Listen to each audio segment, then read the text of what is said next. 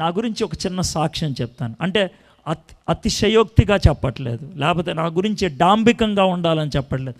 నేను ఇంజనీరింగ్ చదువుకున్నాను. MBAలో నాకు ఆంధ్ర రాష్ట్రంలో గోల్డ్ మెడల్ ఉన్నది, ఉన్నతమైనటువంటి ఉద్యోగం. అప్పట్లో Andhra assembly speaker G Narayanarao గారు తన కంపెనీకి నన్ను మేనేజర్గా పెట్టుకున్నాడు. ఇది నా యొక్క పరిస్థితి. నాకు అప్పట్లో కాంటెస్సా కారు ఉండేది. భారత రాష్ట్రపతికి 10,000 రూపాయల జీతం అయితే నాకు 7,000 రూపాయల జీతం ఉండేది.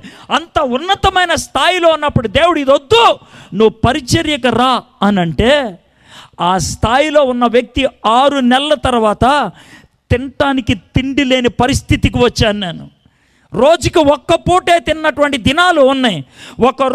రోజంతా తినటానికి డబ్బులు లేకపోతే సాయంత్రం అయిన తర్వాత మంచినీళ్ళు తాగి కడుపు నొప్పుతో దేవా తినటానికి అన్నం కూడా లేదు అని అన్నా. నన్ను చాలామంది పిచ్చోడు రా, ఉద్యోగం వదిలేసుకొని వెళ్ళిపోయావు, ఉద్యోగం చేసుకుంటూ సేవ చేయొచ్చు కదంటే చెయ్యొచ్చు, నేను కాదని అనట్లేదు. అలా చేసేవాళ్ళు చాలామంది ఉన్నారు. అలాగా చెయ్యమని దేవుడు కొంతమందికి చెప్తాడు. కానీ దేవుడు నాకు చెప్పింది ఒకటే, నువ్వు ఉద్యోగం మానేయి, నాకు కావాలని. దేవుని మాట ఈ లోకరీత్యా వెర్రితనం, ఈ లోకరీత్యా పిచ్చితనం, ఈ లోకరీత్యా అర్ధరహితం. ఇది 1990వ సంవత్సరంలో మాట. ఇప్పుడు అది జరిగి 26 ఏళ్ళు పూర్తి అయిపోయింది.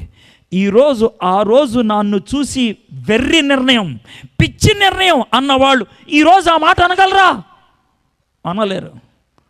28 దేశాలకి దేవుడు నన్ను తీసుకెళ్ళాడు. 3 కోట్ల మందికి సువార్తను బోధించడానికి దేవుడు నన్ను వాడుకున్నాడు. 16 సంవత్సరాలు ఆగకుండా ఒక ప్రోగ్రాంకి యాంకర్గా ప్రపంచంలో ఎవడు లేడు, నేను ఒక్కడనే.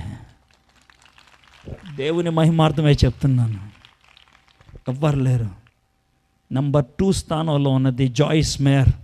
11 ఏళ్ళు ఒక క్రైస్తవ ప్రోగ్రాంకి ఆగకుండా ఒక యాంకర్గా ఉన్నటువంటి వ్యక్తిగా దేవుడు నన్ను చేయడానికి ఇష్టపడ్డాడు ఆయన. ఎందుకో తెలుసా? మాట విన్నాను, విధేయత చూపించాను, దేవుని క్రమంలో ఉన్నటువంటి విలువను అర్థం చేసుకున్నాను. మై ఫ్రెండ్స్, చేతులు జోడించి అడుగుతున్నాను, దేవుడు మాట వినటం నేర్చుకోండి, విధేయత చూపించడం నేర్చుకోండి. ఈ విధంగా చేస్తే ఎలా అనే మాట అనొద్దు. దేవుడు నీతో స్పష్టంగా మాట్లాడితే దేవుని ఆశయాన్ని నెరవేర్చడానికి ప్రయత్నం చేయండి. అబ్రహాము చేసింది అదే.